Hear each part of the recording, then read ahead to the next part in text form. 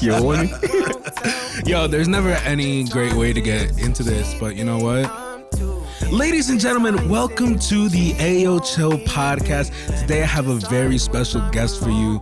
He's been known as many names before, but today, sitting in front of me, I got Winter Break. My dude is a hip-hop artist. He's a singer. He's a rapper. He does a lot more than that. Dude, can you tell me a couple things about yourself, man? Just introduce yourself real quick to the people. Damn, bro, you basically like gave me this big ass intro already. I don't even know what else to say after all that. But yeah, I go by the name Winter Break. I'm from Paterson, New Jersey, repping the Winter Pack. Singer, rapper. Yeah, that's basically all I got right now. You basically gave me the craziest intro, yeah? Yeah, dude. So let me tell you, bro, I always get mad excited when I get artists here at the podcast because it's actually something that I could relate to the most. You know, last week we had a girl, name is Kelly. You know, we had a really deep down and just like down to earth conversation about life and stuff. But Yeah. when I'm not talking about life, when I'm not talking about things that make me happy, that make me sad, I really like to talk about music and like, cause that's really like my whole life. And I know you kind of feel the same way, right? Yeah, definitely. Yo, to be honest, music has been a part of my life, like basically my whole life. Like there's never been a time that I wasn't at least like really into music. And I started making music at the age of 9. Like I really put out my first song at the age of, like, I think I put out my first song at the age of 11. So yeah, music has been a part of my life. So being that into music is definitely nothing new. So tell me a little bit about yourself. So you said you're from Paterson, right? Yeah. Yo, shout out to Paterson, bro, because like, listen, bro, listen. I was born St. Joe's. Yeah. I didn't get to grow up like in Paterson. I think I lived there for a little bit when I was little, like up until like maybe 2 or 3. But then my family moved out to Little Falls and stuff. But it was still a huge part of my life growing up. The Peruvian community over there. Yeah, definitely. It's crazy, bro. It's really diverse over there, to be honest. Like, hell yeah, bro. Patterson is it's very interesting, you know? Everybody has like their own thing they have to say about it. But for the most part, I really like love where I come from. You know, it taught me like a lot about, you know, who I am and like where I want to be placed. And I guess in this like, in this chart that everybody like holds to Paterson and stuff like that. But it definitely has taught me like a lot of like life lessons and like things like that. Like things that I needed to be able to grow. You know, I feel like I want to be able to get it from other places. So I am grateful for that. You think Paterson slept on? Nah, hell yeah, to be honest. It's not even like from other people though. It's kind of like, not that we sleep, but it's just like there could be like a lot more going on than there is. You know what I mean? And I feel like that's always been like a problem that I had is like trying to like see what else like I could do around here.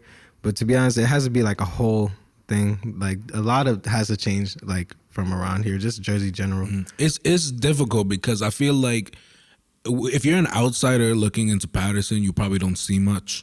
I feel like there's only certain people who really see the opportunity in Paterson. Yeah. People who actually like see a dream, you know, see a future.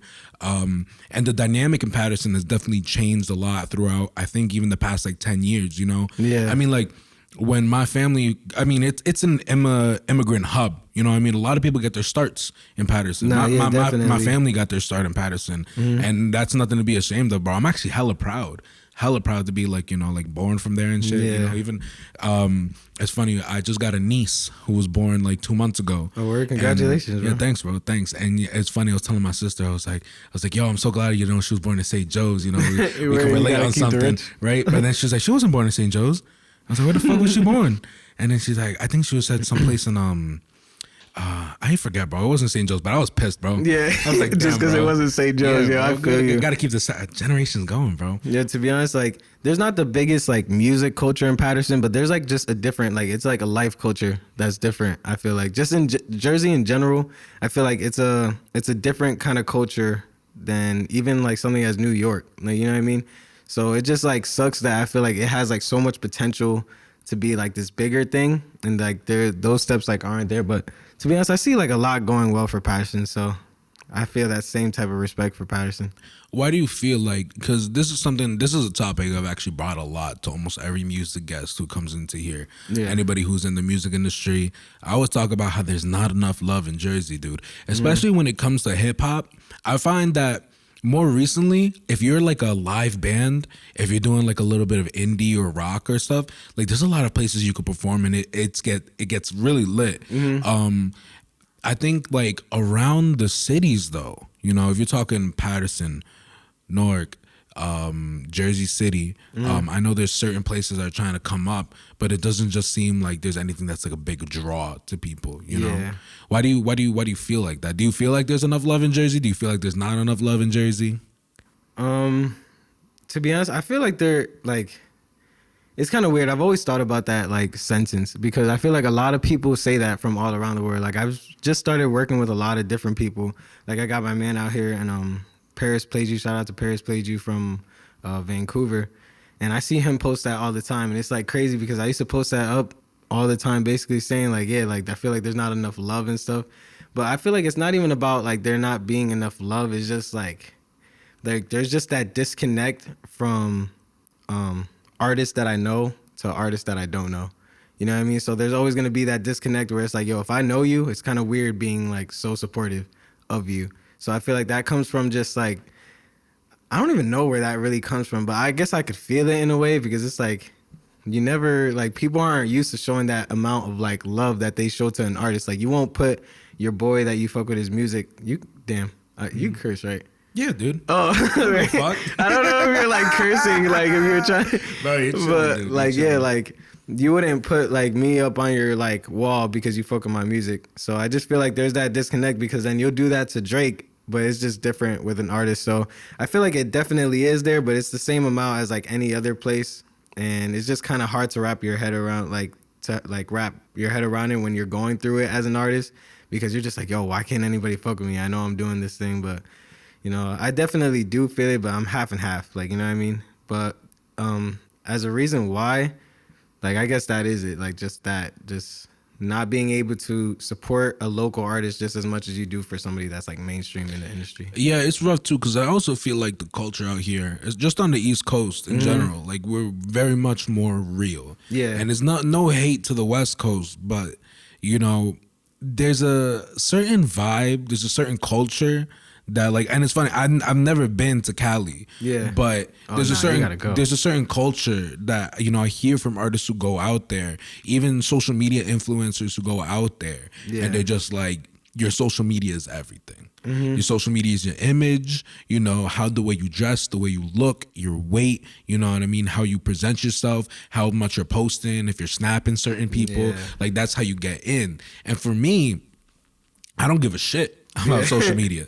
I really don't. Yeah, like you think me of me a certain way, like just based on what you see online. Like I don't post anything crazy online. You know, maybe when I was a kid, you know, but like most of that shit's deleted. I mean, like, but fuck, like I don't know. Like I just don't give a shit of how you think of me online. Like if I know you in person, I'm gonna show you who I am as like truly as a person. Yeah. And I feel like, you know, coming up as an artist, you know, especially here, like you're not gonna fake your way up, you know, on the East Coast. You're definitely not. It's either you're really talented and you keep going for it and you're consistent, or you're not. You know, you're not just gonna get some clout just because you're good looking, or you're not gonna get some clout just because, you know, you're fucking running around like, you know, doing like gang shit around. Yeah, you know what I mean? To be honest, it really is like different. Like, and that's the thing that I'm starting to realize because it's crazy because I'm over here like really trying to get into going to Cali more. Like I actually went for the first time like this year, and like that's actually one of the biggest moves I'm trying to do is just like being over there consistently. But just being there that once really showed me that there really is a difference, like in just like the way you even carry yourself. Like, and that's what I mean by like there's a different culture in Jersey. Because like once you go over there and you're in like this new environment, no matter where you go, like you really see like, damn, these people are different from me. Like, you know what I mean? Not in a bad way or a good way. It's just like a whole different culture that you just have to like, I guess like force yourself to get used to, especially when you have like these different things you're trying to do in life. Like with music, it's true. Like Cali is over here really did show me like, yo, you really do have to be like on top of your social media and stuff. And that's what I'm trying to get used to now. And it's crazy because I see a whole bunch of people like, yo, like I see you doing your marketing thing and I see you putting yourself out there. And I'm like, damn, like you feel that way? I don't even feel that way because I'm over here seeing other people, how like in they go with this. But yeah, to be honest, like it's hard because like you said, like being from over here, like I think that is a big ass part of it. It's just like, I really don't give a fuck. Like I don't want to have to post like my food and post like what I'm wearing. Like I wear what I want. And I'm just doing what I want. Like I'm working at Cinnabon. Like, you know what I mean? Like there's not much to my life. Like that I'm doing other than making the music and just going to work and being a regular person. So it is really different over there though, because you see everybody and they got their phones in their hands because most likely the person you're walking by is trying to do the same thing like as you. So it is crazy. So tell me about your background a little bit too. So like, what's your ethnicity, like your background and shit? So I'm Jamaican and Ecuadorian. My dad is Ecuadorian and my dad is Ecuadorian and my mom is Jamaican. So it's crazy. Some of your first songs. So if the people don't know this, like I've known you for a while. Yeah, now. I've known you since 2016 because that's when I first started working at Cinna and stuff. Yeah, so that shit was 2016. Yeah, the cool years, bro. Yeah, the cool. Damn, bro, this has been a while. And so I remember, I'll never forget, and maybe you could send me the video because I definitely don't know where to find it. When you were in high school, and I think there was like maybe like a talent show or something. Oh yeah, yeah. And I remember, I remember like. I don't know if it was one of the first times I met you, but it was definitely like during when I was starting to get to know you. You're like, yeah, I do this music thing on the side, and I was like, yo, word. And then you just showed me, and everybody's lit in this high school auditorium, bro. It looked like a movie, bro. That shit definitely looked like a movie, and everybody was word for your song. I think the song was "Drunk Driving." Was it? I think. Damn, I can't even remember. Like, no, it was. I did a remix to Uber Everywhere. And did a remix, and it was basically a collage of, I wanted to make it really creative because I wasn't able to be in the talent show junior year because I went too late. So I was like, damn, this last year, like I really got to make it like pop. So I'm over here like in high school, and my only really like goal for high school, musically was to be able to be heard in the school. Like I wanted people to really like hear me, and I wanted people to like my music because I'll never forget there was this group of these rappers that were like kind of buzzing in tech, like, and it was crazy. Everybody in tech knew them for that. So I wanted that same kind of like feel. So freshman year, the first song that I put out that really like got buzzing like school was called Shine, and it was really Kurt Cobain sounding, like it was Kurt Cobain's. And then I think sophomore year it was Ryder. And it was basically this like twist I had to the I don't want to be a player no more, right? So I did like a little thing on there. And then junior year is when I came out with Uber Everywhere. And then the last year is when I was going to come out with this next song. So I just had chopped up versions of each part of the song that hit the most. So that Shine, people forgot all about that shit. So they're just there and they're like, oh my gosh, like so. And then boom, Ryder comes on, and I'm like, who knows this? And everyone's like, and I'm like, oh shit, like, and it's crazy because I'm over here wondering if people are really gonna like be into it and remember these songs, and they were like on it, and that was a crazy feeling. But then Uber Everywhere came on, and it was over. Like everybody lost their shit to that. They're just like East 19, shawty, yeah, that's where I stay. That shit was just crazy. I'll never forget that. That's like to this day, like obviously like one of the best performances I had, just because like there was so much love. And like then I had everybody bring out their flashlights, and like for the last song, everybody has their flashlights out, and I'm like, damn, bro, this is like what I've always wanted. Like I've wanted this, but like now, like it was crazy. Once I saw that, I was like, I just wanted to keep feeding that, and that's why I guess I've been like going so crazy now, because I just always remember that one show. I'm like, I need that times like 500. Like it's addicting. It's hell addicting. Yeah, bro. The performance aspect, like. It's crazy. I was talking about it to another artist too. Like, there's no other high like performing to me, bro. There's no other like there's no strain that I've ever smoked. There was no drug that I've ever done. Yeah, bro, man. I was about to say I was like I don't know if there's some pussy I've ever had that's better than performing. But then I'm thinking about it. I'm like, I don't know. Maybe I dropped the mic. Maybe I trade some performance. Yeah, you had to stop right there. You were like, I didn't have no. I was like, oh no, bro. Performing has to be like one of the craziest just feelings, just because like it's all like your work put out there. Like, you know what I mean? Like it's not like, you know, you're recording at home and it's like, I don't know. Like at least for me, I feel like a lot of my music, you just have to like be there. Like, you know what I mean? And I feel like I started like realizing that with my music is that like, I'm not really like these other artists. Like I'm not gonna like, for off the bat, just have you like doom. Well, so like, so what do you like feel that. makes like, your music different from I other feel like artists? The reason my music, I feel like to me is different because it goes based off of like a lot of feeling. Like, you know what I mean? I really try to put myself inside of different positions and really dwell on them to be able to put out a certain type of feeling. So for one, like if I'm like trying to make a sad song, like I'm digging into like my deepest like sadness. Like, you know what I mean? Like I have a book, and this is just one of the ways like I write, you know, like, cause I have a whole bunch of different ways that I write, but one way is I get a piece of paper and I play the beat and I just go off to it. Like I'm like putting myself in like the deepest hole like I can. Like I'm making myself so sad. Like it's crazy. Like people really wouldn't even believe like how into it I get. And there's like certain people that have like actually seen me like go to the studio and I'm good and I'm doing these songs, and then boom, it's time to do a sad song and I'm in it. Like I'm so like depressed, like it's crazy. And like I'll really like just get all in my feelings and shit. But yeah, like it's just like a lot of it goes into like the feeling that I try to give and the way that I try to portray like a story. I feel like it's a really different, because it's like R&B, but it's not like R&B because I do a lot of music, but it just has its own like, I guess, cadence in a way. Like I really like built my sound off of the sounds that I like to hear, but like in a different like twisted way, like the way that I hear it, the way I go about like feeling the feelings I like do, you know what I mean? Because somebody might be sad and actually cry. Like on the other hand, like me, I get sad and I get like angry, and I want to like portray that, and I want you to be able to feel that different feeling and be able to be like, damn, like this is like a whole person. And on the other hand, be able to like, if you are that kind of person that has that same kind of thing, you're able to be like, damn, like this person like is literally like making this song for me. So I guess like just that feeling of being able to give somebody a new perspective and also give somebody the perspective of,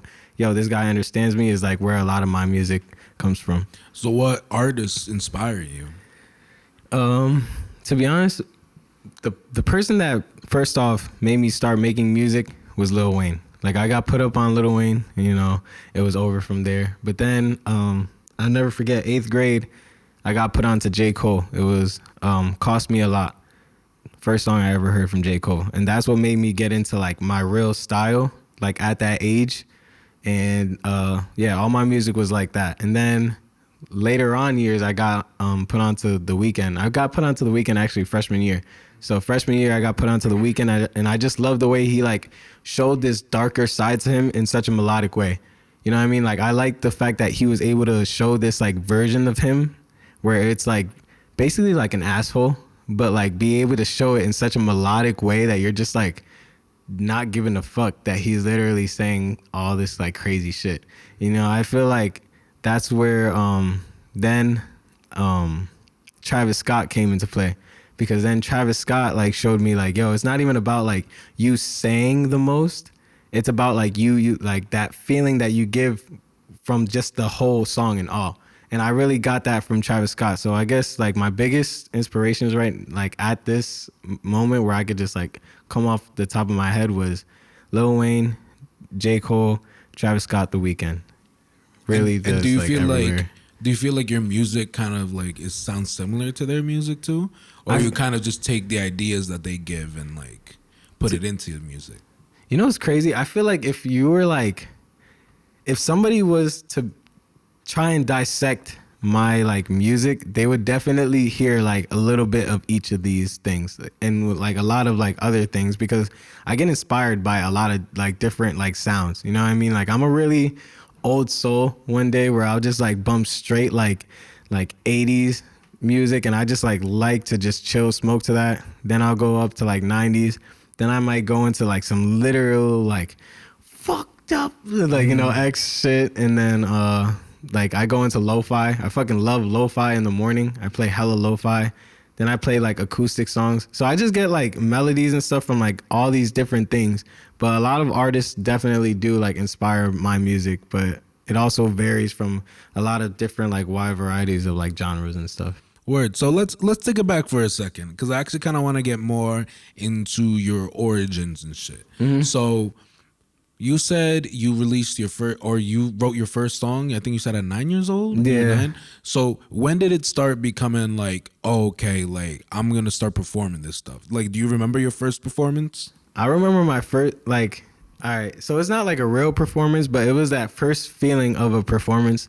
And it's kind of the Kickstarter to making me actually want to make music. And I always tell people this story, and I love telling this story because like it's really like it's just so like real. Like, you know what I mean? Like the way that like that feeling for like loving music came was like so real. But basically, you know, I grew up on East 19 in Paterson. You know, so I was over there. That's where my grandma lived. So I was over there after school every day, and I was going to school in Clifton.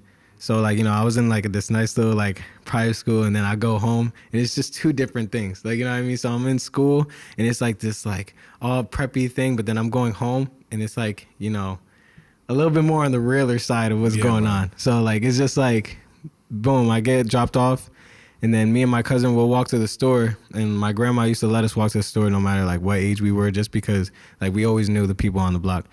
So whenever we would go over there, my older cousin, which is the cousin that I would walk with, brother, he used to have his boys all outside. Like they'll be outside of the bodega, and they'll be like, yo, like spit something real quick. And they'll have me and my cousin spit. And like my cousin used to be so nice with it. Like not nice as hell, but for our age group, he was able to put words together. And I'm like, yo, what the fuck? Like this guy's nice with it. And I'm over here thinking hard as hell before my cousin like tries to make me do it. And I do like 2 lines good, and then they'll be like hyped.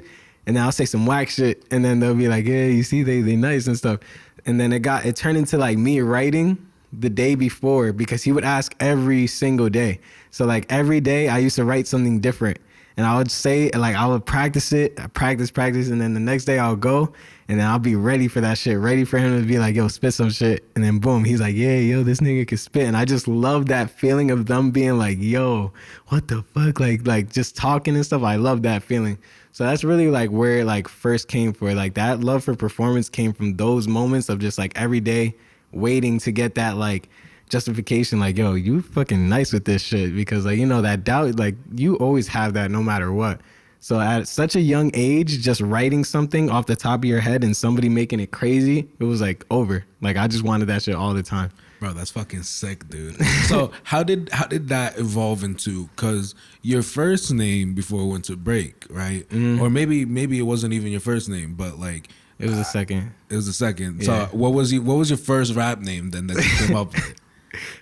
The Kid Catastrophe. The Kid Catastrophe? Yeah. Yo, that's sick. And it was that's sick. Kid with a KYD. It was KYD.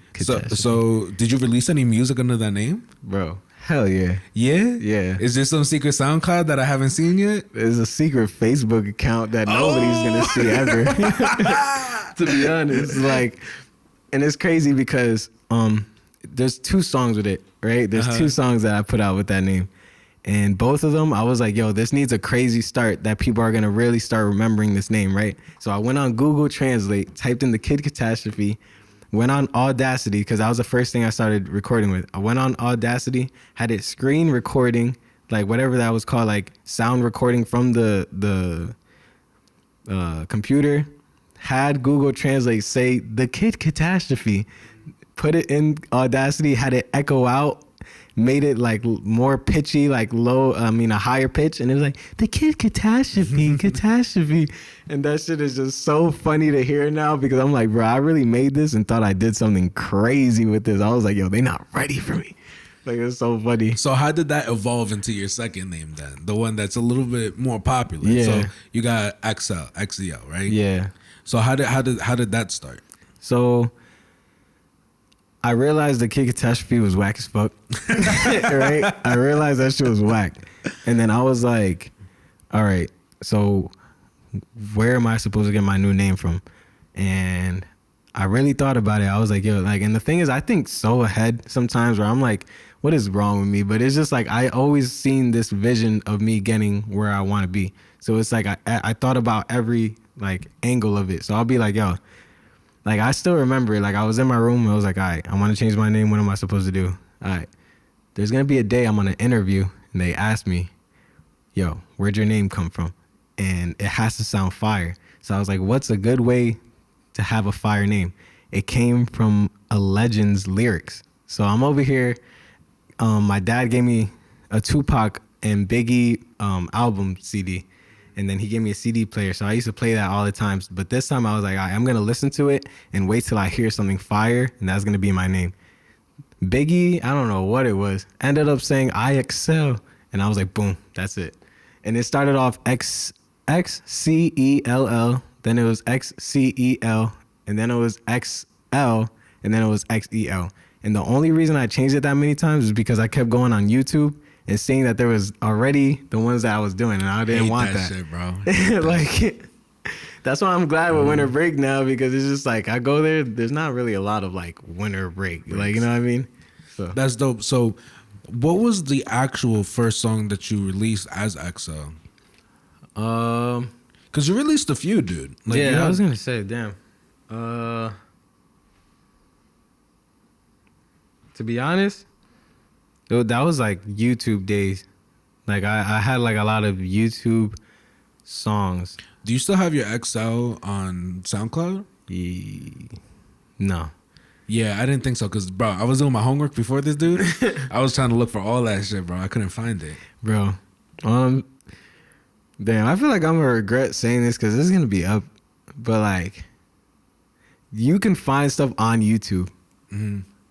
Like, I'm not going to say what. I'm not going to say what because, you know, it's so cringy. I barely wanted to show my girlfriend. We all have our cringy shit. Like, it's so cringy. I'm over here, like, I'm gonna show you, I'm gonna, like, paint the picture for you in your head. So the cover is me with, you know, my very tight sweater. And I nice. I wrote "Stay Real" on my hand, and I had a hat on, and I was like, and I took the picture, and that was my cover. You did something there, bro. Bro, I did not do something. You did something, bro. Nah. I want to see that for the next one to break. I want to see that for the album when it releases, dude. So what ended up actually making you? So the last song you released as XL was 24/7. Yeah. That was the last song you released as XL. What happened in between that last song and then now releasing his Winter Break? You know, I think it was just feeling like I reached the peak of what I wanted XL to be for. You know what I mean? Like I said, I came up with XL when I was like in 8th grade. Like, you know what I mean? And but at that time, I still remember I had like a piece of paper that had like, come up with your name, make an album, make everybody in school like your music, and blow up. Like, that was like my checklist of how this shit was gonna go at this age. So it's just like, I guess at that time, when I really, like, around that 24/7 time span, like, I was just looking at it like, yo, I feel like I've grown so much since, like, I even made this name, that I feel like I did everything that I was supposed to do for who I was at this time period. You know, like I said, I just wanted people to be able to hear me inside the school and be like, yo, like, that's like, I just wanted that feeling, like, you know what I mean? And when I got that, I felt this like feeling of like, yo, you really did it. Like, you put your mind to this for 4 years, and by the end of this 4-year span, like, you had everybody inside this auditorium with their lights out, and the principal's coming to me like, yo, I've never seen that in my years of like, and like all this stuff. Like, I just felt like I really did that. And I was like, yo, I'm ready for this new chapter. Like, I've learned so much. Like, I turned into this like real artist that I wanted to be. Like, I've always wanted to sing. I wasn't even singing at this time. So I always wanted to sing. I got out of high school. I was like, you know what? I'm going to sing. And I still remember I put out that first like singing song. And then people were really like fucking with it. And I'm like, you see, like, I could do this stuff.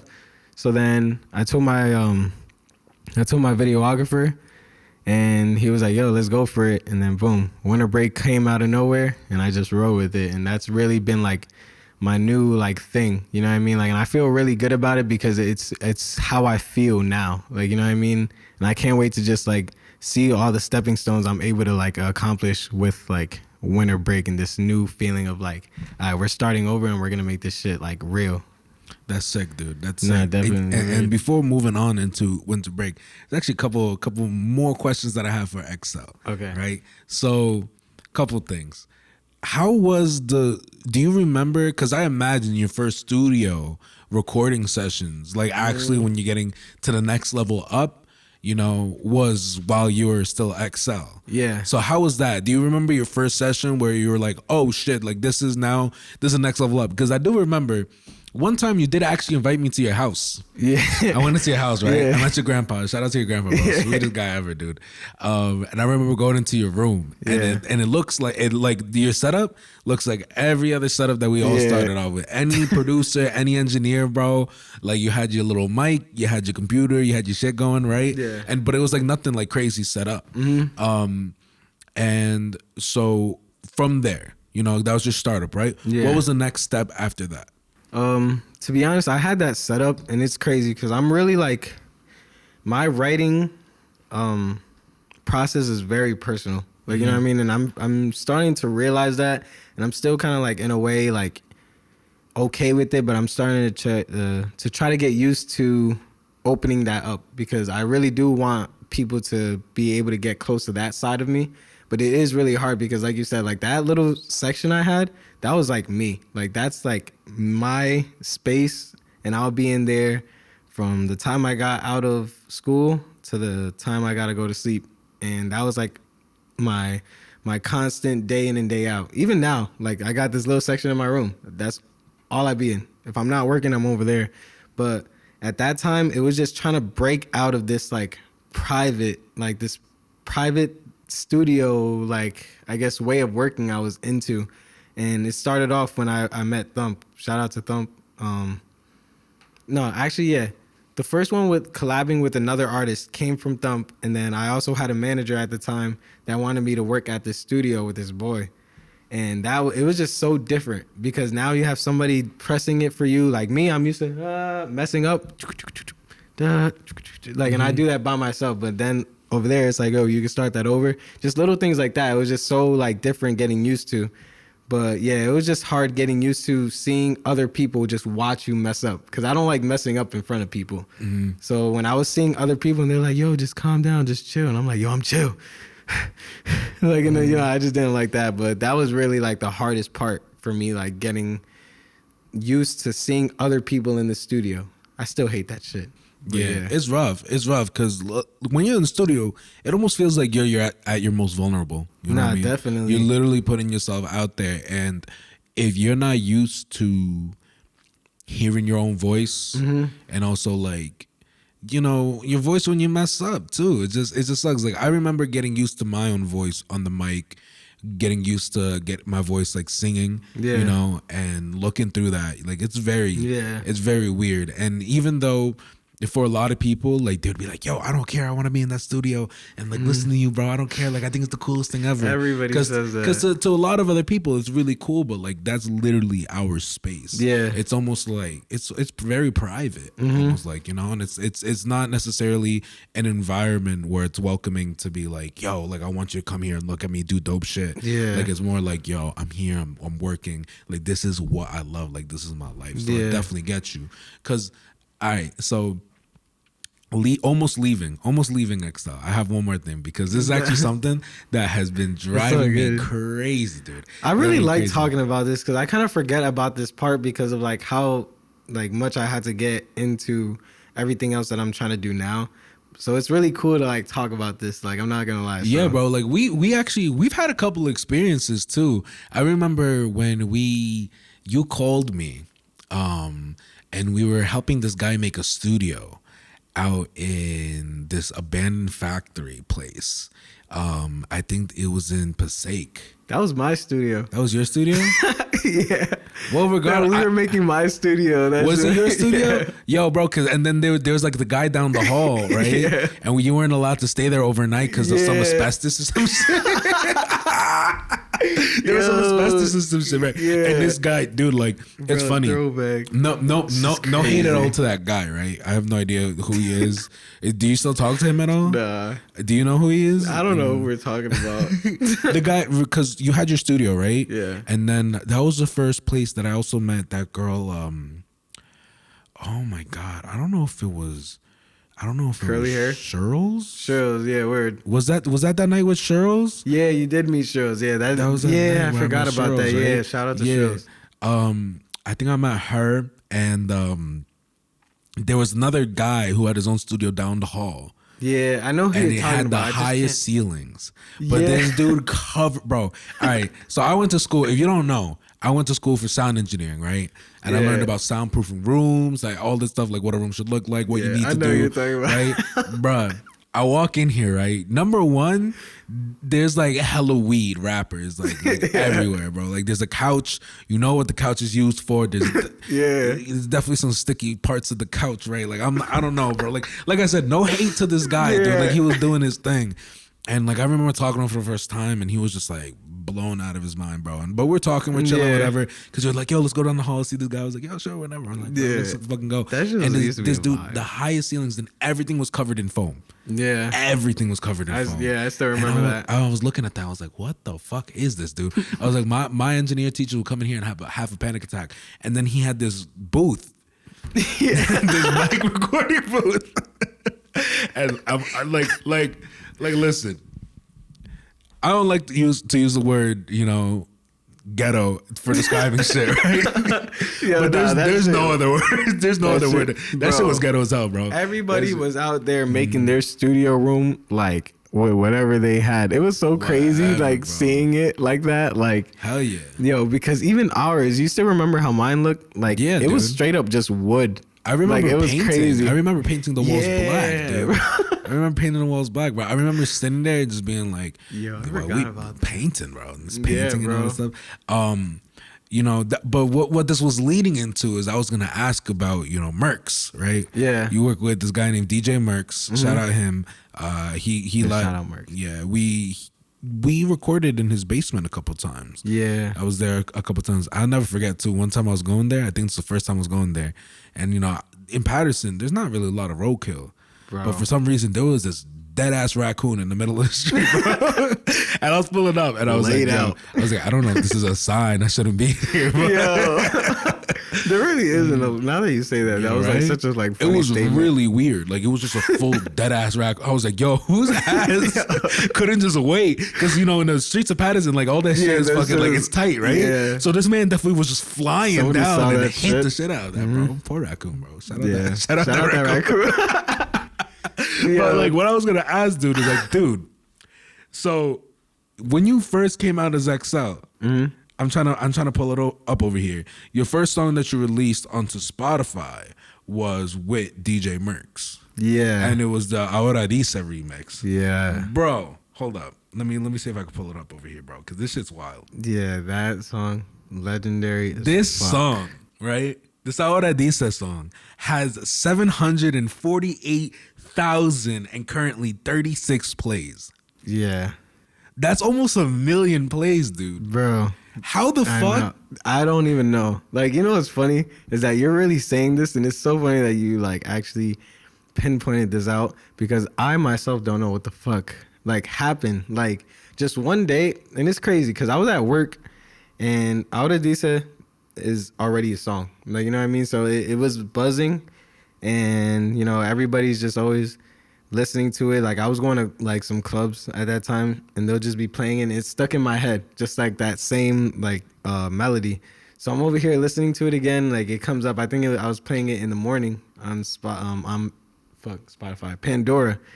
And I'm like, yo, imagine an English version, like just like Spanish English, and then like, if we added some like, I don't know. So I waited for Bianca. You remember Bianca? Yeah. So I had Bianca over here helping me out with like Spanish and shit. Like I'll be like, oh, is this how you say this? Because like I speak Spanglish. Uh-huh. Like I don't know basically how to write what I'm trying to say, but then she would like help me. And then that day I went to the studio. And I'm like, yo, Mercs, let's like record this. And I remember everybody came in the studio because we shared it with 4 other people. And they thought that shit was just funny because I'm in the studio and it's like just Spanish and shit. And they're like, yo, this nigga's recording some Spanish right now. And I'm like, and it was funny because that's my first Spanish song that I'm doing. Even though I'm Spanish, like I don't really speak Spanish. So like, yeah, I'm recording that song. We stay up the whole night just going in and out the car to hear how it sounds in the car speakers compared to the monitors. And then we're like, yo, let's just put it out. Boom, we put it out. It's doing like its regular numbers. Like, it's just like, it got 200 plays, 300. I leave it alone for like a long ass time. And then I get a call from Mercs, like, I think like 2 months later. And he's like, bro, like you were like promoting it. Like you bought like promotion for it. And I'm like, nah.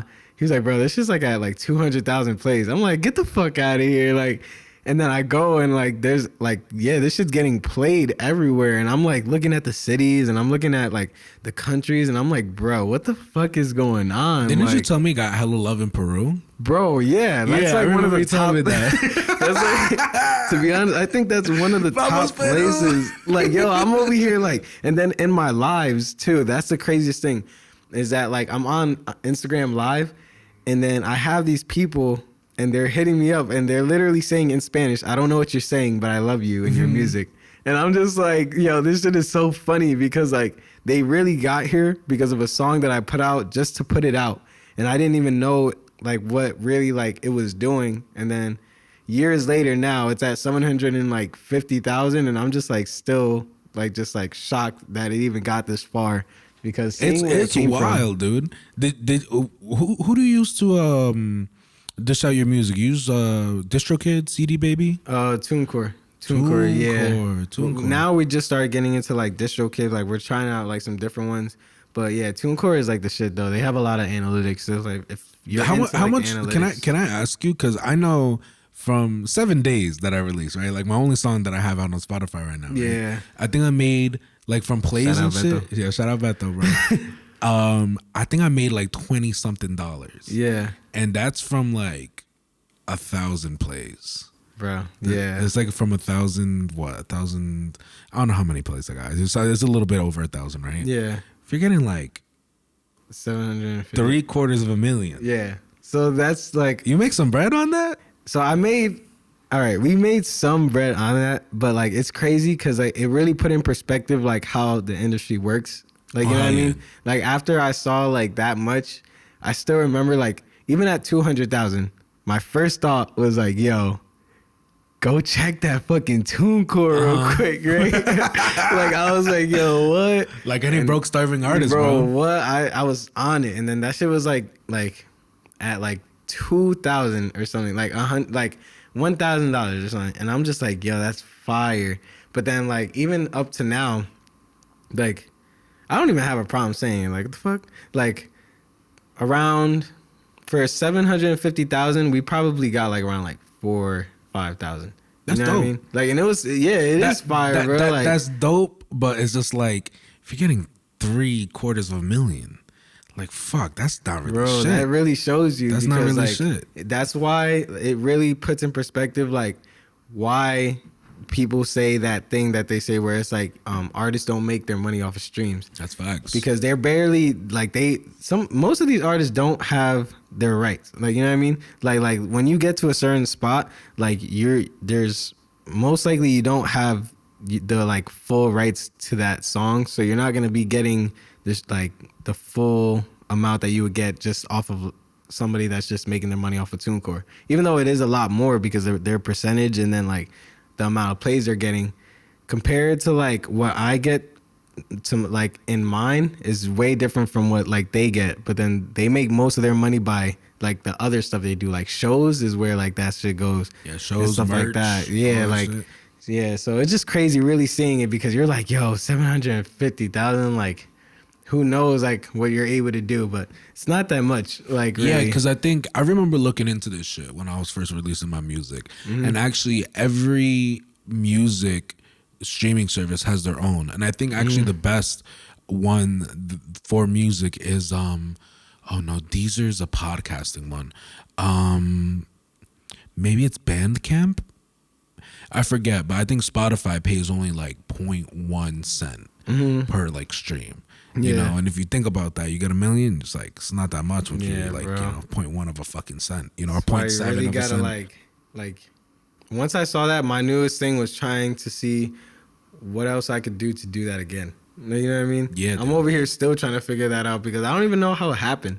Like, you know what I mean? To be honest, a lot of it could have went into like it just being a remix, and then people trying to look for the regular song and that one just being there. But then it's like, I don't know. It's so weird to like really think about it, because this shit's on Discover Week. Like, this was getting put on like Spotify playlists. Like, it's not like on regular people's playlists, Spotify playlists, and then like it's on the big ones too, like Discover Weekly and shit like that. Like, I couldn't believe like I was on Discover Weekly for that's a while. wild. Like, you know what I mean? Wild. Like, Cause like Discover Weekly is the first thing that you get when you're like over here, like, you know, and it's like curated for people that are listening to like songs like yours. So for that to flourish like on there, I'm like, yo, that shit is so fire, bro. Like, who knows how that shit happened, to be honest. I'm still like hella shocked about that whole thing.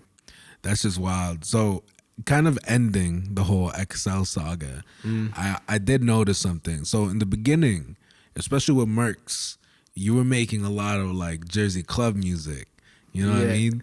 Do you see a future of like some Jersey club maybe in winter break, or do you think that shit's dead, or do you think maybe you could make a resurgence of that? You know what's crazy? It sucks because I feel, you know how like we were just saying like music really isn't just as big as it could be around here. If Jersey Club did its thing and like was able to keep it going, that shit would have been like the starting point for why Jersey got up there. Like, you know what I mean? Because like Jersey Club was literally like, there was about to be like, there was festivals, there were shows with people standing in a crowd just watching people Jersey Club battle each other. Like, we've never had something that was Jersey like that. So to see that be like that, like big, and to get like that and just kind of fall, it sucked because a lot of people like, and like I think about it now, it's crazy. Like, shout out to DJ Q Heat, shout out to Mercs, shout out to even Naya Badass. Like, yo, they were over here making Jersey Club songs, right? I go to Miami the first time for Rolling Loud, 2018. I go to a club. They're playing Mercs and Q Jersey Club songs over there. These people don't know what the fuck, how to dance this shit, but they just like the songs. And it's like, yo, it's crazy. Like, Mercs and Q don't even know where they're getting played. Mercs has a song that he literally went viral for. Like, and it's I think it was a No Scrub song. Everybody uses that shit. They don't know, like, but that's why, like, Jersey Club has, like, had the ability to be this big thing that put Jersey as, like, yo, like, this was a Jersey thing, but it just kind of, like, little by little, like, started, like, kind of falling off, and people still do it. But to answer your question, I definitely would do something with Winter Break and, like, Jersey Club, because I still love Jersey Club. Like, you know what I mean? Hell yeah, dude. Like, and it's there's a vibe. There's like, there's little TikToks that they have out there. There's actually, yeah. I forget what the guy's name, dude, but he's actually the most hilarious. I think he's the most hilarious. I don't even think he's from Jersey. He's this man, I'm not even trying to be racist. I think he's Indian. But he literally does all these little TikToks of him doing like these Jersey Club, like literally he does like the most basic Jersey Club move, bro. Yeah. And he's just like twisting his arms like a little like fan and almost like he's gonna fly away, dude. And he's just like bro, he'll make the funniest things. I forget, like, an example, like, he would just be like, yo, he's like George Washington in Jersey, just listening, like, signing the Declaration. I'll just be like doing it. Yeah, like, word. Hilarious, bro, dude. But Jersey Club has, like, the ability to make impacts. Like, hell you know yeah, what I dude. mean? Like, it really does. It just needs to have that, like, bring up again. And there's, like, some artists, like, that are doing it. Like, I forgot there's this one artist from around here. I can't believe I forgot his name. But it's a fire-ass song. But yeah, they even like now there's like that TikTok song that just like that came out. The If I Back It Up, is it fast enough? Like that, you know, I think she's from Jersey, you know, so she was able to make that like come out a little bit. But I definitely think it's gonna be able to come out like again, and I definitely would do like a winter break like Jersey Club kind of thing. Hell yeah, dude. Yeah, it's sick. So going into winter break, dude. So how many songs you have out right now? Because I've been looking at it. Because the first one, let me see if I can get back here real quick. Because I was actually looking at this stuff on Spotify. Let's see. Because in total right now, you have like 17 full songs that you can listen to on Spotify. And that's including XL. Right? Yeah. And let me tell you, 17 songs out. Like, actually, when I was listening to this stuff, I have if y'all want to go on my Spotify, you could look up Luisa Paza and then just type in Winter Break Pod. You could check out this playlist I made of all your songs basically you have out right now. And so the first one you came out with was Motive. Yeah. Right? Yeah. As Winter Break, right? Yeah. So what is your process? Because I know there's like different artists that you've worked with as well. Yeah. You know, like how is that working with different artists when making a song? How are the vibes in the studio? To be honest, it really does go into like the artists that I'm working with, but for the most part, I've been seeing like a lot of like artists want to try to tap into like that the kind of music like I make, like, you know what I mean? Like they like a lot of people like actually like this like sound, you know what I mean? So it's just like I noticed that when I get to the studio, like a lot of people are like, yeah, like what kind of beat like you want to do? Like what's like the type of beats you go for? And a lot of people want to go in like with those. But like my thing is like I try to like I don't have like one sound. Like, you know what I mean? Like a lot of it goes into like even as like small as like how I'm feeling like right then, like or before I even stepped into the studio. So I guess the process that I try to like just see where the other person's head is at. Like, you know what I'm saying? Like, yo, how do you feel like today? Like, you know what I mean? Like, and I just started getting into like songwriting. So I was working with an artist in New York that she went by the name Tasha, and she would like she would need help on trying to come up with different ways of saying what she wants to say. And that's like a big thing when it comes to songwriting, is like trying to find different ways for how like you feel. So like with her, I would just ask like simple questions like how are you feeling like right now? Like just like right now, like at this second, with what like is going through your head.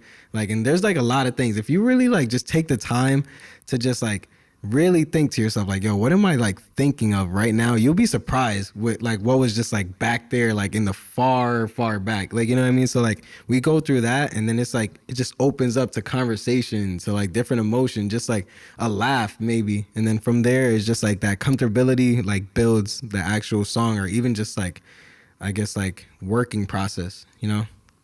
So you talk a lot about this songwriting, and you're talking about going out to Cali. You took some songwriting classes out there or something? You know what's crazy? I haven't done songwriting classes, but I'm trying to get into writing camps. But I just do a lot of reading with songwriting because I've really been into trying to be like the best songwriter I can. So I just read a lot. I do a lot of like research on like just different ways to write music, and I pay attention to a lot of music now. So I guess pay attention to what makes good songs, what kind of like throws people off, and I just try to take all these different things in and try to make the best songs that I could like do for myself. So what's your songwriting process like? Well, how do you break it down? So I have like a lot of different ways that I go about writing music, but my first like off the bat one that I do before anything else is I try to like feel out the beat before the beat actually drops.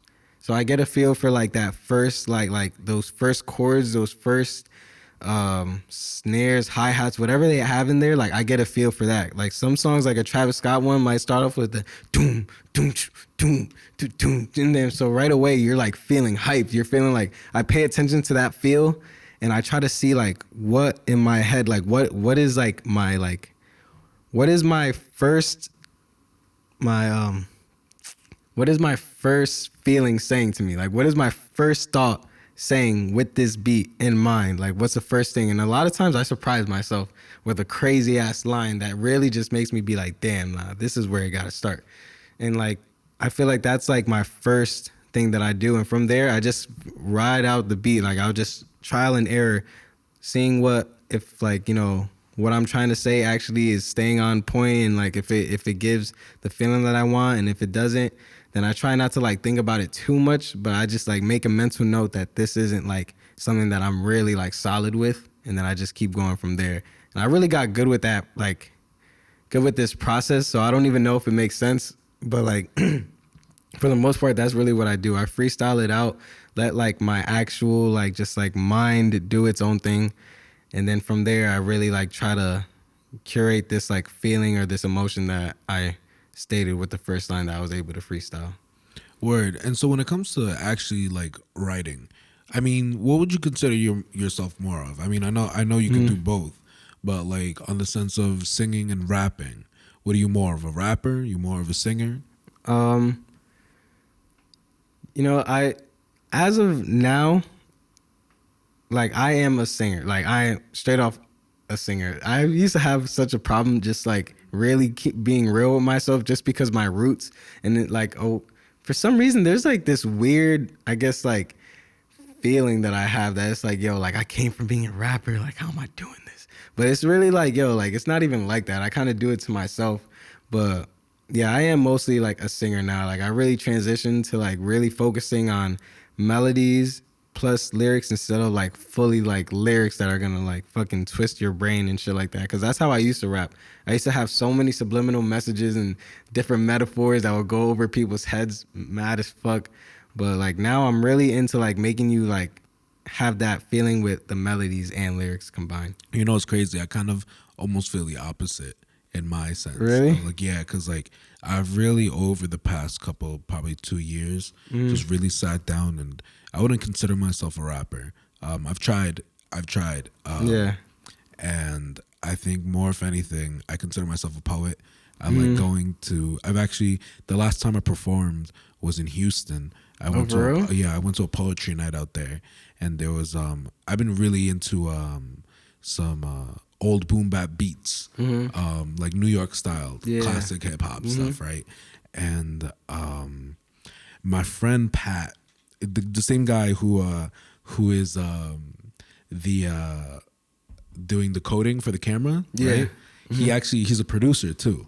Oh, word. He writes music, and man, dude, like this guy, man, you wouldn't believe the Fire. stuff. I mean, it's fire, but like his upbringings, bro. Like he started off on like GarageBand, Oh, word. and he would make fire stuff out of GarageBand, stuff that I don't think if you gave me GarageBand, I wouldn't be able to make what he's making. GarageBand is Like it's crazy. wild. It's wild. He sent me a beat, and then I just rapped over it. And then I've been kind of just working on the flows and stuff. But I think the biggest problem when you're starting, I think, you know what you said with singing, right? You're like, you're not, maybe your upbringings and how you think about it. And like, you know, you want to sing and maybe you don't want it to sound corny, or you don't want to sound like bad, right? Yeah. That's kind of how I feel about rapping, where it's like, you know, especially you have to have a certain conviction in your voice. And I feel like just like how when you start singing, you kind of have to find your singing voice. Yeah. Right? Nah, definitely. When you're rapping, you definitely have to find your rapping voice. You know what I mean? Hell Because yeah. you could sound corny as fuck. Hell You yeah. could sound so corny rapping, it doesn't matter. I mean, like, I guess if your bars are that fire, you won't sound corny. Yeah. But then if you sound corny and your bars are fire, you're going to end up sounding like, I don't know, like a Lil Dicky. You know what I mean? Like Lil you Dicky. definitely have to find your voice, like with whether you're singing or rapping. Like it's crazy because you really would think that, oh, you're not using your voice like the same way as singing, but rapping, like there is that there's that there's you could tell when somebody has a rapping voice and when somebody is like almost trying to find theirs. Like it's so distinct. Yeah, Like- man. I mean, like, there's definitely like, because you remember I used to be in a hip hop group, Melting Mindset, right? Yeah, I still and there were some remember. people in that group who like had their rapping down, and I even say like that, like when you are an artist, Yeah. you're always even coming up. I always think everybody else is better than me, and I kind of like that too, to a certain extent. To a certain extent, just because I like surrounding myself with talented people. Yeah. Because then I could kind of rise to the occasion, and then if I keep finding more talented people, then I just get more and more. Yeah, like, you just get better as you get go. better as you go, right? Bro, I remember there's a song that we released in an EP, and I just kind of went with it. I produced it. Yeah. I wrote all the lyrics. I look back at it. It didn't age well. It didn't age well, but it was kind of like the first thing when I was like, all right, I could kind of hear myself and be like, all right, like, you know, I sound all right. You know what I mean? I could improve upon this. And talking about that too, what advice would you give for somebody who's trying to get in here and like kind of do what you do? Because I feel like now you're pretty solidified into like what you're doing, bro. Like, you're singing, it's pretty solid. Your rapping is definitely solid. Damn, you know, appreciate like that though. what would you say to somebody who's trying to do this as well? To be honest, I think I would just say like just stick to like what you know. You know what I mean? Like just stick, and that's not like to say, you know, don't try things, but it's in a way that you're like able to be more like headstrong when it comes to I guess tips or advice on like your music, because at the end of the day nobody's going to be able to understand what you're really trying to do, because if somebody can understand what you're trying to do, that most likely means like you're not really like trying to stand out as you, like, you know what I mean? Because if you're trying to stand out as you, then what you're trying to do, nobody has done it yet. Like, you know what I mean? So there's no layout for how you should be putting your voice or the type of videos you should be doing or the type of melodies you should be doing. And I feel like that's something that I used to struggle with a lot, was trying to find this middle ground of like this advice that everyone keeps telling me and what I know like I want to do, especially coming, like I said, from Paterson and the music I was trying to do. Like, you know what I mean? I'm a very like I'm really in tune with my emotions and with like these different feelings that I get, because I've always made my music more like, you know, prioritize feeling. So everybody else used to like a lot of times would be like, yo, you should make a song that's like this, or you got to do one that's more harder, like, you know, for the streets, or do this. And it's like, you know, you want to do all these things because you're a part of it. Like, you know what I mean? Like, you do these things, like, you know, you're hanging with these people, you're chilling, like, these are your boys, your brothers. So it's like, you want to find this like middle ground. And it's like to the point that you're like trying to take in so much that you're almost like changing your like why you do it. Like, you know what I mean? Like, you're trying to figure out like, oh, what does this guy want me to do? Like, how can I make this guy like my music? How can I make this guy like my music? And like, I feel like I started realizing that a lot of times I was trying to take everybody's advice and put it all into one song so that everybody likes it. And it's not really like that. You have to just stick to like what you know and what you want your music to be able to stand for and what you want people to feel. And you got to run with that shit. Like, you know what I mean? Advice is cool, but it's like that saying that they say, like, take it with a grain of salt. Like, that shit is like so real, because like you really can't listen to like every advice, because no matter if this is the CEO of Rock Nation or like this person that you just found on the street, like, it's all just two people.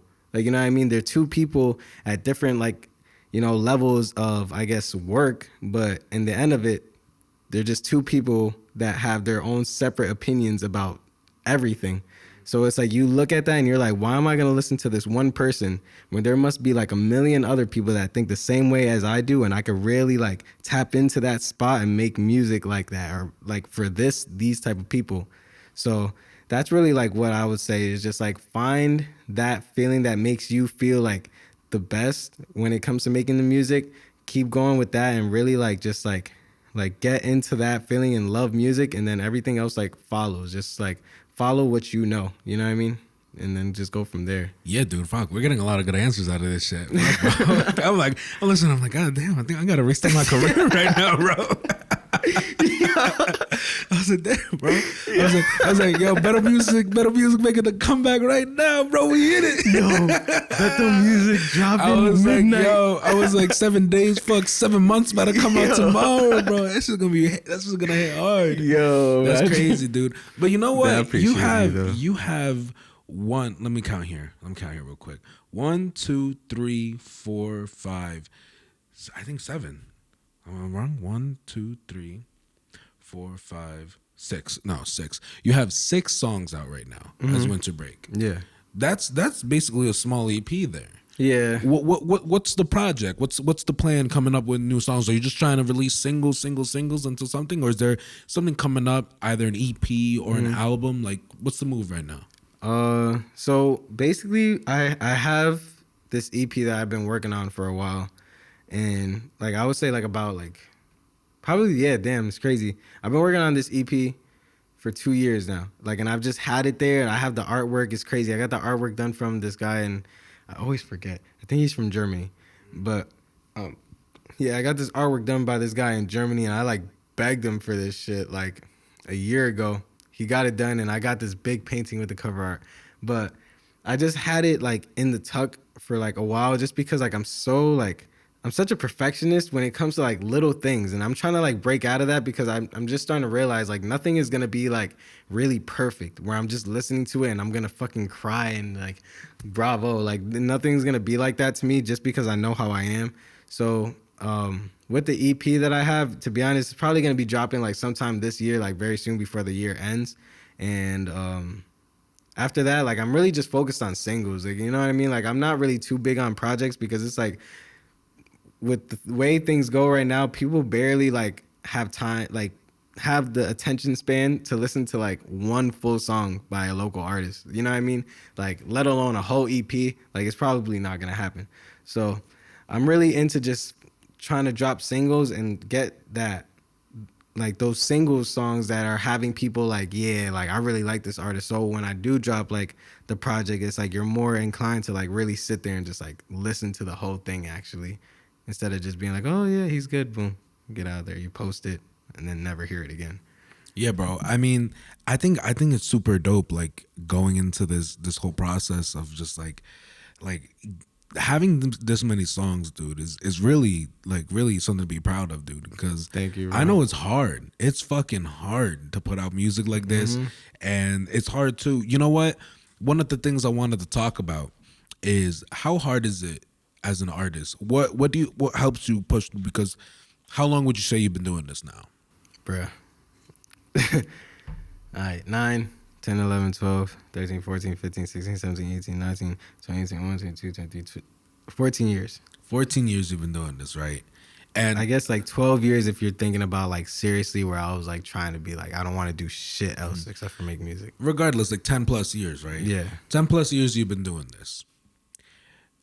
At some point, did you ever think, is this still worth my time? Bro, probably felt like that shit like last week. This morning, bro.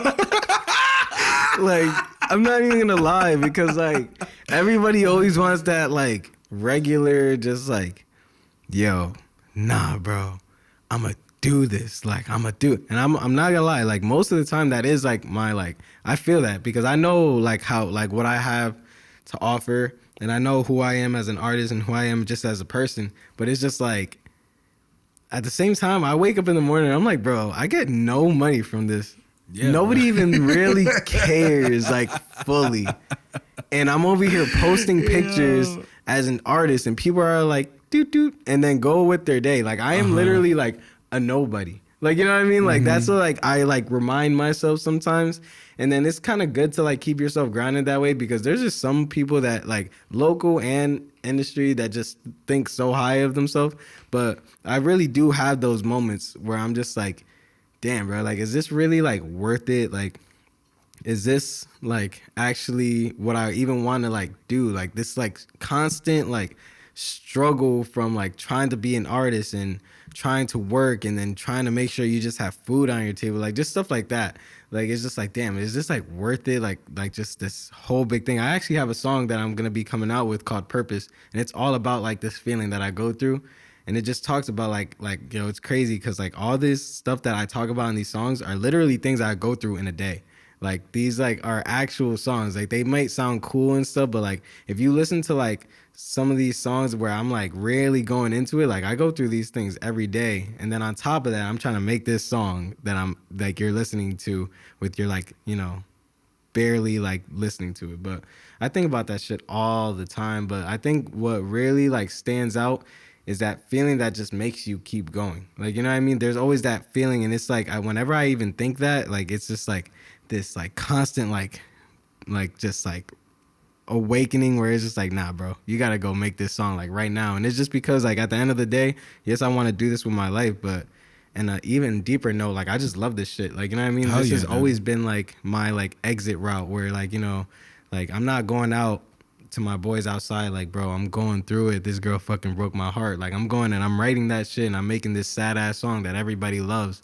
And then like, you know, but I'm not talking to anybody about that stuff. Like this is all stuff that I write down. So it really is just that love that like makes me really like keep going for it.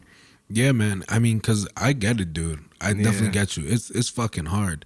It's hard as shit. Like I haven't given up on my artist dreams. I think I have music right now, and it's like for me, same thing. I'm a perfectionist. Yeah. And like also a little bit of the fear of being corny.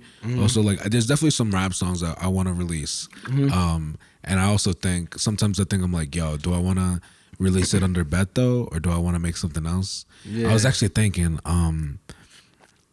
this is a really dope name. I don't think anybody has ever had. I was thinking like, you know, youthful, you know, catastrophe, or like, you know, maybe kid catastrophe. I knew something was gonna like. I was just waiting for it. I saw your face, and like it's so like hot. Like you like make it so like you are the worst. Yeah. Like you show it on your face when you're about to say some shit. Yeah, I do. But I do. Nah, yeah. But like, to be honest, bro, that's just a big thing. Like to come back to to like not giving up on something. Even the podcast, bro. I've had my moments with this. And it sucks because how much do you think you've invested? Bro. How much do you think you've invested into your career as an artist? Bro. Literally everything. Like, I've invested my whole life into this. Like, it's crazy because I even like had conversations with like close friends, you know, my girlfriend, like we just talk about it. I'm like, yo, it's crazy how much I really be thinking sometimes. Like, I'm a really big like introvert at times, and it's like because I feel like what I've done to myself with music. Like, I lock myself in a room. Sometimes my family, I live with my mom. I live with my mom and dad, right? They don't even see me sometimes. Like, and it's because I be in my room in that little section and they hear music blasting the whole day.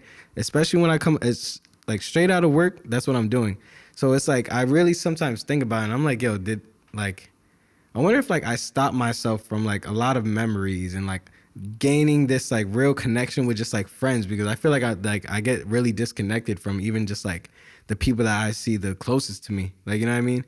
And I feel like they're like, I'm just really not like in that same page like as them like all the time, you know? I'm still really close with them, but like, you know, I just feel that weird separation from like me compared to like other groups, just usually most of the time. So I just sometimes think of it like, damn, did I do that with music? So like looking at that as an investment, it's like, yo, your time, like you're investing all of it into it because like this is all you want, like, you know what I mean? So you look at that, you're investing all your time into this, so you're not doing really much else. Then the money that you make, you're over here putting everything into that because you want the best of the best. Like me, I don't want a regular video. I want that shit to look like as close as to like you know, The Weeknd or Drake or somebody like that. So it's just like a lot goes into it. I can't even come up with a full number because, to be honest, that shit will probably shock me right now and just make me think about that the rest of the ride home. Who knows? Bro, I be thinking the same thing because as an artist, you know, a lot of people talk, you know, you've definitely heard the term before, like, you know, starving artist, you know. It's because we literally just put everything we got into this, you know. Even for me, I've been kind of figuring out my journey, where I fall into this world of music, because I would love to be an artist. I would love to perform all the time.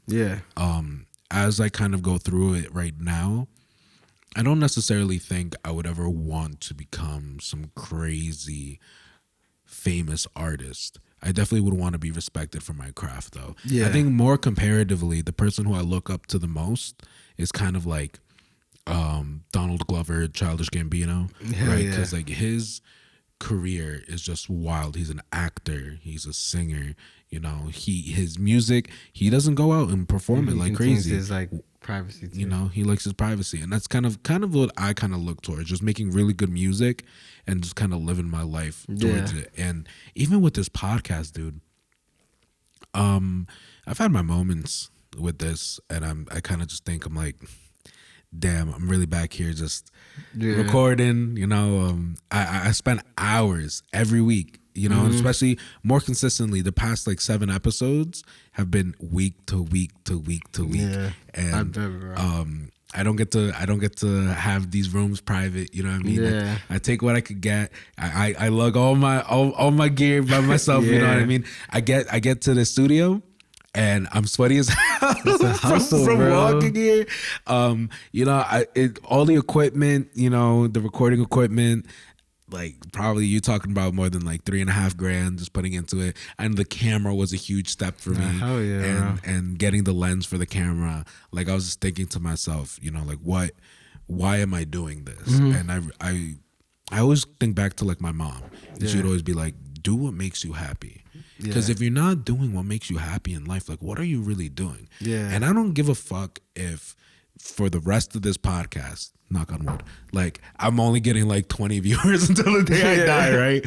But like for real, like I love this. I love what I do. I love sitting down with people like you know, who are real as fuck about their craft. They wake up and it's like, I can't imagine there's been a day in your life for the past 12 plus years that you have not done something with music. Yeah. Just the way I wake up in the morning and I'm just like, yo, I'm gonna do my hustle here. I'm gonna work here as a waiter, whatever. But whenever I come back to home base, it's back to figuring out how can I make the podcast better? How can I make my music better? Even at work, bro. It's I'm constant thinking work. about that shit, like bro. it's a constant grind. Like there's even when you're at work, like that's the thing is that people don't know how much you really put into this. Like, you know what I mean? No matter what you're doing on the side of like, you know, the job that you're doing that's really just feeding you and just getting you the money that you're able to just live with. Like people don't know the actual work you do, whether like, you know, you're trying to work on cars or you're trying to be a photographer, a podcast, like, you know, interview, a rapper, singer. Like people don't know how much time goes into this because like when you're really into it and you're trying to make it something that you're able to like financially like hold yourself up with, like it takes real time. Like, you know what I mean? Like of course there's some of those people that had that success story that it's like, yo, yeah, bro, like all we did was we picked up our phone camera, we recorded some people and boom. But like for the most part, like a lot of people aren't having it that way and they're out here thinking about it at work while they're brushing their teeth before they go to sleep. And it's just a constant like just like hustle of like, how can I make this better? Like, you know what I mean? Like, and a lot of people won't understand that like constant grind and that constant like it turns into an obsession. Like, you know what I mean? Like I can literally like tell you straight up, like, bro, I am obsessed with trying to be an artist. Like I obsess over it. I'm at work and I'm coming up with lyrics in my mind. I'm over here watching a fight with my guys. Like, you know what I mean? We're just like, everybody's into it. And I'm over here remembering a line and I'm like, yo, I could say this instead. And I'm writing it in my phone like real quick. And it's like, yo, I can't even be like a regular, just chilling, like drinking because this is all I think about. You know what I mean? And people don't know what that is unless you're like that. Like, you know what I mean? And I'm pretty sure you could say like the same thing. Just being obsessed with something, like it's a grind. Like doing this every day, knowing that you're not making money yet, but you have that like ability to make this something bigger. That's like fuel. Like it's just like, boom, I gotta do this. If that's like right there, like I gotta like what? Like, and then when you're not doing anything, it's just like, damn, bro, like I feel like a fucking bum. Yeah, like that's all that be happening. No, yeah, for sure, for sure. I get that, bro. I could work 80 hours a week. Yeah, but if I don't do something with the podcast that week, feels crazy. I feel like I did nothing that week. I don't give a fuck if my bank account looks lit, bro. I'd rather be broke and doing this music shit than rather have riches and give this shit up. I definitely 100%, bro. And even the thought of just like, for me, even before this, shout out to Kelly, the girl who I had on last week, because she was just showing me something that her cousin sent her from seeing the last podcast. And when she started the podcast, she's like, yo, it's so sweet, bro. She's like, yo, that was the best podcast I ever heard in my life. Blah, blah, blah. She posted it up and everything. And I think even just hitting the core of one person, you know, it just literally changes the way you look at something, making someone feel something, getting that connection into a deeper level, into the soul. I remember when I came out with 7 Days, because it was a breakup song and everything. There was one of my best friends, Miguel. Shout out to him because he's going through some crazy shit right now. He's moving all over the fucking country. Oh, right. I remember he's one of my best friends, like if not my best friend, bro. Yeah. And this man fucking, we hadn't talked for like 2 years because we fell off.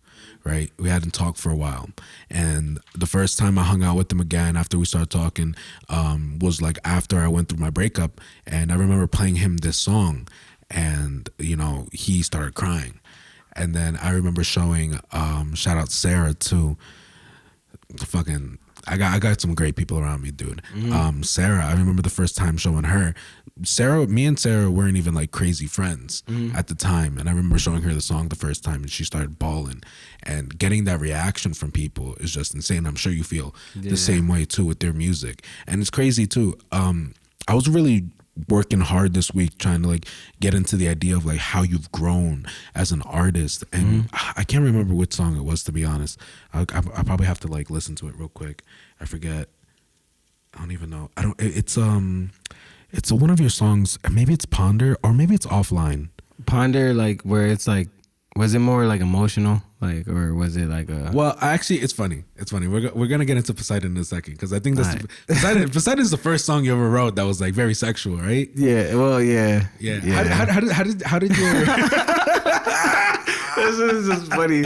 Well, like, to be honest, I've always like made songs that were mostly like, not most. Poseidon's going out there, bro. Poseidon's Like it's out there. Like that's the first time that I was really out there with it. Like, first of all, on some like little kid shit, like that was my first time. Like that was the first time my mom heard me say pussy. Yeah. Like, you know what I mean? I was about like, how did your family react to that?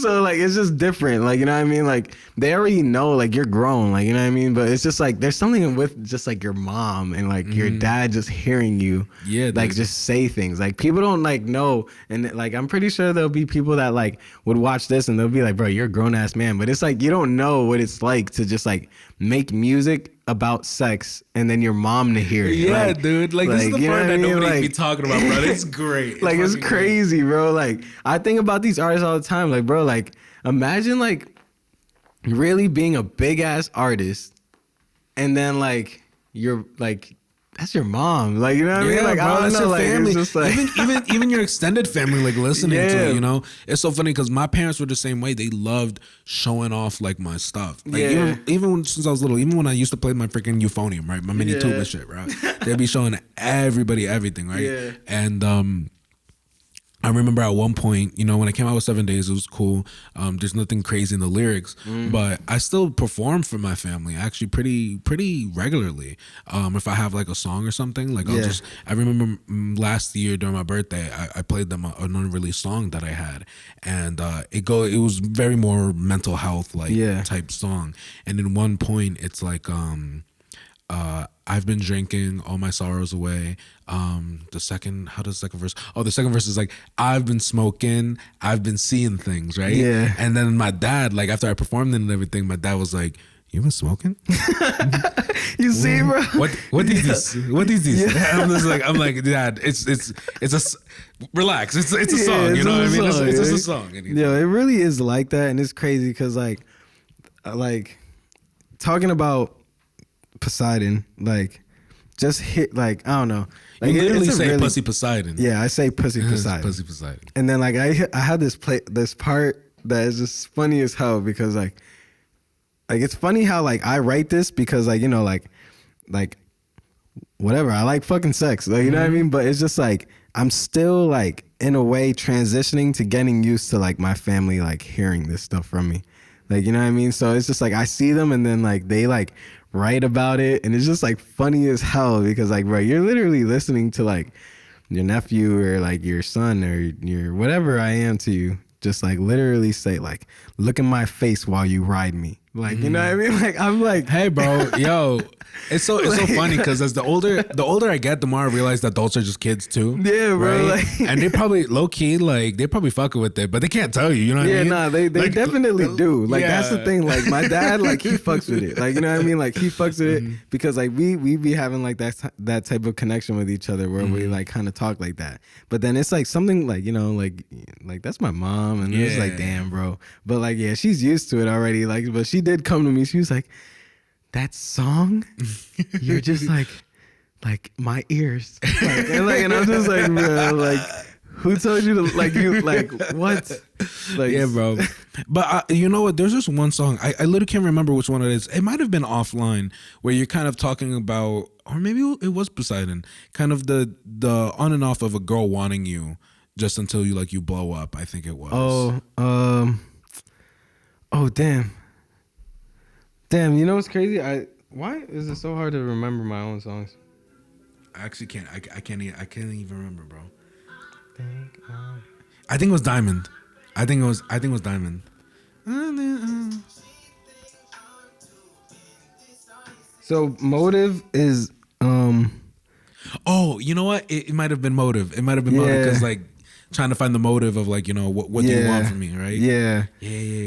So I think that's the song that you might be talking about, and I write about that a lot because it's so weird because like I'm not a big ass artist, like, you know what I mean? I don't have like artist money. I'm not over here performing. People aren't all over me, but it's like crazy how like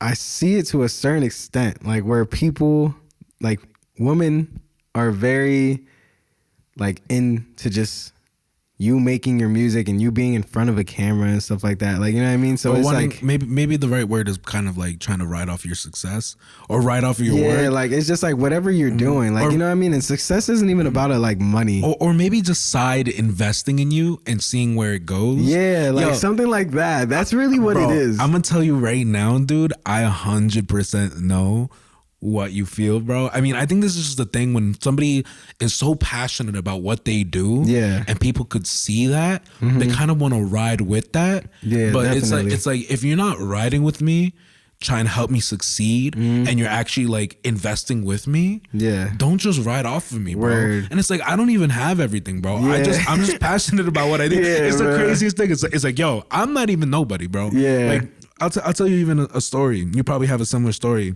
you know, based off of the song. But like even with the podcast, I've had people reach out to me and be like, "Yo, I'll do your editing," and I'll be like, "Yeah, bro, that's cool. Like I could definitely. I'm down with having interns. If you want to intern for the podcast, please let me know, bro. Like free internship, My guy up to me. bro. Like, He's not talking shit about you. He wants you here.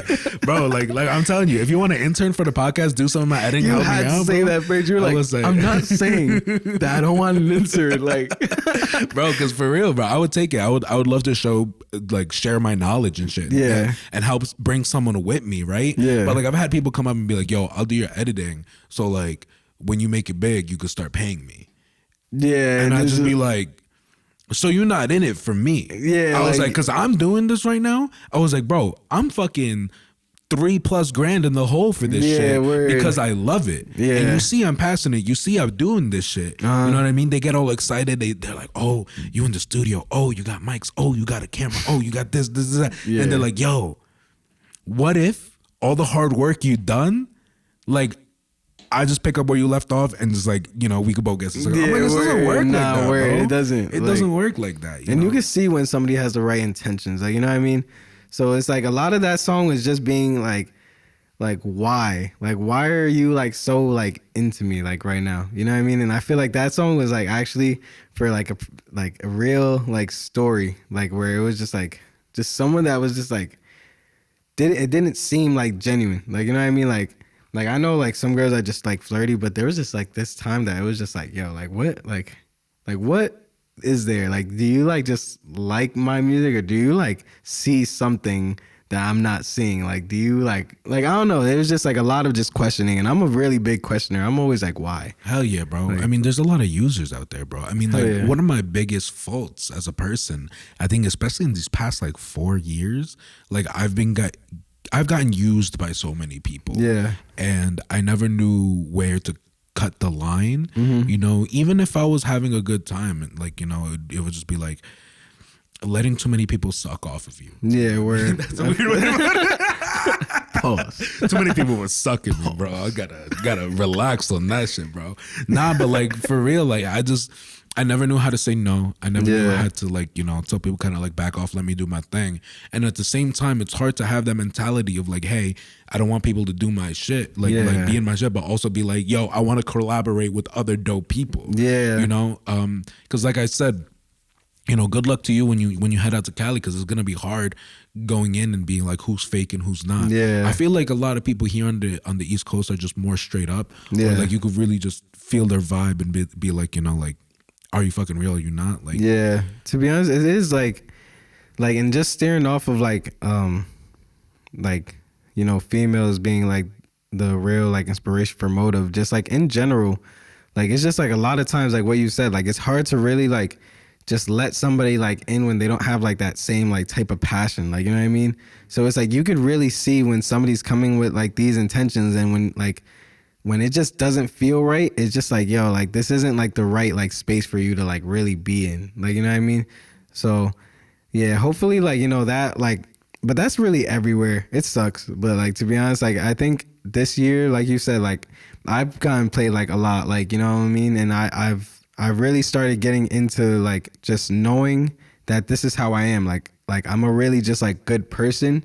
And when I like believe in people, and when I see like, you know, good creatives, and I just like get this burst of inspiration, like I'm all in. Like, you know what I mean? I'm not into like, you know, oh yeah, this person's gonna like blow up, I'm gonna ride this shit, pause, and then like just get somewhere. Like, you know what I mean? Like, no, like I'm into like, yo, this is like beautiful. Like making music, the whole like everything behind it, like I'm all in for that. But like just getting, you know, more knowledge on what I'm trying to do, I just started seeing like not everybody has the same like mindset as you. Like, you know what I mean? And to be honest, a lot of people are not gonna have the right mindset. And I'm starting to get into like that, just knowing that is that not everybody has the right intentions, and not everybody deserves for you to be like so lenient. Like, you know what I mean? Like sometimes you have to put like that first step forward and always be like, tell somebody like how it is. Like, hey, like, you know, like even little things that I just started like learning, like I would say this year, and like instead of like telling people like, oh yeah, I'm free these days, be like, yo, like I'm free this day from this time to this time. Like, you know what I mean? Like you got to start setting boundaries, because a lot of people take advantage, you know what I mean? And it's so quick for people to just be like, oh yeah, like you playing games, you doing this. And it's like, how am I playing games? Like, you know what I mean? Like I tell you like this, that. So I just started realizing that, like, you know, you really do have to like just always keep in mind that, you know, not everybody has the same intentions, but also be like the reason why people believe in good people. So I don't know. Who knows? It's a back and forth. Yeah, bro. Winter break, dude. We're getting near to the end of our podcast, bro. It's gone so freaking quick, bro. Word. Definitely gonna have to have you on again. Nah, whenever you gotta promote bro. something, bro, let the people know where they can find you, social media, music, everything, bro. So my Instagram and Twitter is WNTRBRK_. That's winter break _. But if you need it again, it's WNTRBRK_. You can find my music on all streaming platforms at WNTRBRK.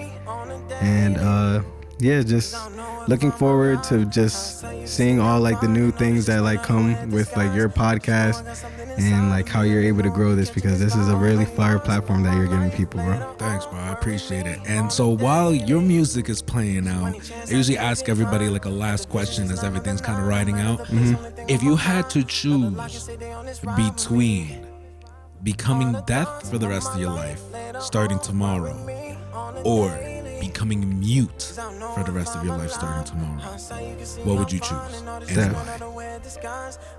Deaf? Yeah. Why? Because I'll still make fucking music. Like I know there's like this DJ that I follow on Instagram that she's like deadass makes music. Like she mixes music based off of the vibrations, and I thought that shit was cool as fuck. But like imagine like I'm not able to, like, cause I feel like a part of me would still be able to sing. Like there has to be like some muscle memory that's giving you like ability to like know notes, you know? Or do you think so? Or like I don't know, but I think Beethoven went deaf at some point. for real? Yeah, who And knows? he would like touch. Shout out Beethoven, bro. Shout out Beethoven, bro. Yo, shout out Beethoven, bro. All right, dude, we Gucci, man. That's it. Fucking lit. Fire. Is this my calling? Well, I see it through. All the thoughts of my life later on worry me on a daily. Cause I don't know if I'm alive. Hindsight, you can see I'm fine. And all this just another way of disguise. I just know I got something inside of me. Let me know if you're catching this vibe. All the thoughts of my life later on worry me on a daily. So any chance I can't decline. Had the vision since 9 on the 9. No matter the place, only thing on my mind. Now the lock can say they on this ride with me. All the thoughts of my life later on worry me on a daily. Cause I don't know if I'm alive. Hindsight, you can see I'm fine. And all this just another way of disguise. Something inside of me catching this vibe with me.